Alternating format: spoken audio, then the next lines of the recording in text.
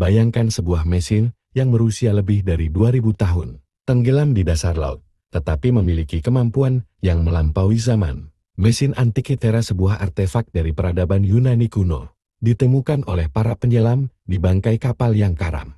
Apa yang mereka temukan bukan hanya roda berkarat, melainkan komputer analog pertama di dunia. Bagaimana mungkin orang-orang dari era tanpa listrik dan teknologi modern bisa menciptakan perangkat yang mampu menghitung posisi planet-planet, memprediksi gerhana matahari dan bulan dengan presisi menakjubkan? Siapa yang merancangnya? Pertanyaan ini telah menghantui para ilmuwan selama puluhan tahun. Namun, ada satu teori yang mengejutkan. Mesin ini mungkin bukan satu-satunya. Apakah ada teknologi lain yang telah hilang bersama waktu? Jika ya, kita mungkin hanya menggores permukaan dari sebuah peradaban kuno yang jauh lebih maju dari yang pernah kita bayangkan.